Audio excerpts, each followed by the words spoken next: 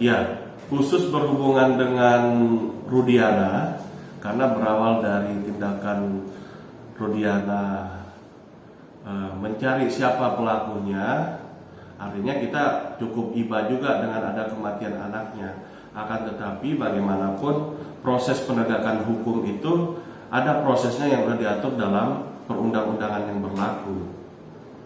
Nah, misalnya ada dugaan penganiayaan, seharusnya tidak terjadi apabila kepolisian melakukan suatu proses atau memproses perkara secara profesional.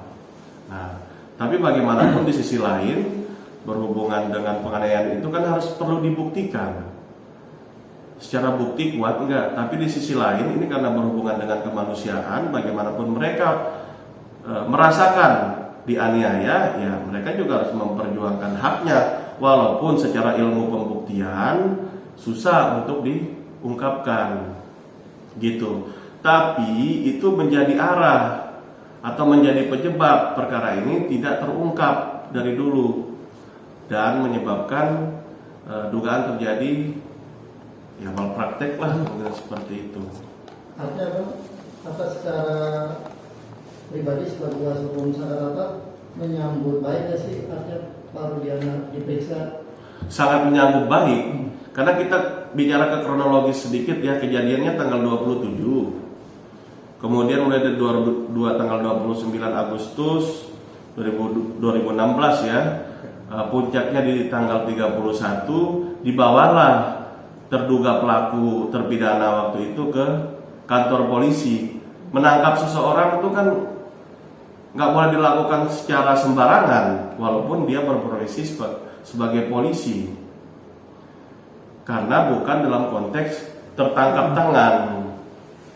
Ya, tertangkap tangan itu tertangkapnya seseorang ketika melakukan tindak pidana atau beberapa saat diketahui oleh layak rame bahwa dia pelakunya. Ini kan sudah lewat dari bahasa beberapa saatnya itu, sudah 3-4 hari. Seharusnya dilakukan penyelidikan dulu dong, baru dipanggil. Seperti itu prosedurnya. Tapi prosedur itu tidak dilakukan. Nah, karena berawal dari situlah proses penangkapan orang yang diduga terjadi tidak profesional. Karena pengakuan terjadinya pembunuhan berencana dan pemerkosaan itu diawali dari pernyataan siapa? Diawali dari pernyataan Andi. Diawali dari pernyataan Andi dan Sudirman ya. Iya. Mereka menyampaikan bahwa mereka dan terdakwa yang lain melakukan tindak pidana pemerkosaan dan pembunuhan. Hanya catatan itu saja yang disampaikan. Nah, tapi di sisi lain kita bicara di putusan, semua terpidana ini sekarang merasa tidak melakukan tindak pidana sebagaimana yang dituduhkan. Kemudian juga berhubungan dengan saksi yang dihadirkan seperti Liga Akbar. Liga Akbar karena waktu itu adalah teman daripada almarhum Eki, dipanggil oleh Rudiana untuk memperkuat saksi. Bahasa memperkuat saksi ini apa? Orang yang tidak tahu peristiwanya sama sekali dijadikan saksi seolah-olah mengetahui peristiwa pidana. Nah, makanya semakin kuat rekayasa yang terjadi dalam perkara ini. Karena jelas Liga Akbar menyatakan mencabut laporannya. Belum lagi ditambah kejanggalan lain. Misalnya DPO yang melatar belakangi perkara ini. Di situ ada siapa namanya? Ada Peggy yang dulu disebut Peggy Perong atau Eki. Kemudian yang kedua adalah Dani, yang ketiga Andi. Di situ Dani dan Peggy katanya cintanya ditolak oleh Pina. Kemudian kalau Andi karena dia ada masalah dengan geng motor Monbaker, geng motor XTC. Nah, latar belakangnya aja kan simpang siur seperti ini. Dan ketiga orang ini yang menariknya adalah yang pernah dijadikan DPO. Ketika tuduhan seperti ini, latar belakang seperti ini, ya rangkaian peristiwanya jadi kabur semua.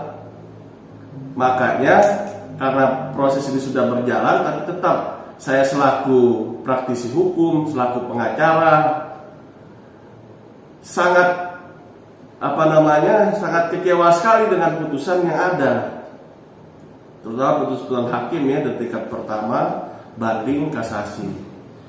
Kok bisa latar belakang dari yang disebutkan namanya tadi nggak pernah hadir dalam persidangan, nggak pernah diperiksa, tapi rangkaian pembunuhan berencana dan pemerkosaannya terjadi gitu loh, ya kan? Nah kemudian berhubungan dengan sperma, nah ini juga menarik. Berhubungan dengan sperma, menurut ahli Reza Indragiri, kenapa tidak dilakukan tes DNA? Nah, sebagaimana pernyataan dari Kapolri, Wakapolri menyampaikan, mereka mengakui bahwa tidak dilakukan secara maksimal scientific crime investigation dalam perkara tersebut. Karena perkaranya sudah lama, kita tidak menghubungkan dengan petinggi-petinggi Polri di sini, akan tetapi ada kelalaian oknum di situ. Kenapa tidak dilakukan? Walaupun ada yang beralasan karena dikira awalnya adalah kecelakaan murni.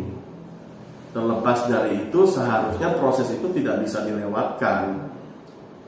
Gitu. Kemudian ditambah lagi di situ CCTV ada, tapi kenapa tidak dibuka? Di BAP juga disebutkan ada CCTV, tapi belum dibuka. Itu kan terlalu lucu. Tidak ada penjelasan yang utuh terkait CCTV. Seandainya dibilang CCTV kabur dengan ilmu pengetahuan dan teknologi, bisa dibuka.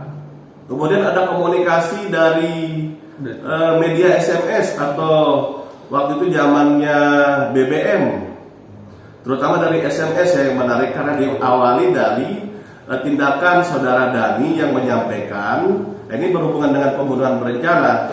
Saudara Dani menyampaikan bahwa dia SMS rekan-rekannya lain, terpidana yang lain akan menyerang geng motor XTC. Nah, notabene ada SMS-nya, tapi SMS-nya sampai sekarang tidak di screenshot, tidak pernah dilampirkan. Pertanyaannya, benar nggak kejadian itu kalau seperti itu? Secara sign criminal investigation-nya jelas-jelas tidak ada di situ. Padahal dari bukti komunikasi mereka seharusnya membuat terang benderang perkara ini. Nggak perlu kita lihat dari CCTV-nya, dari komunikasi yang ada saja. Karena sekarang sudah zaman modern ya, semua udah pakai handphone, ya seharusnya kan nggak mudah, sangat mudah bagi saya penyidik untuk membuka itu.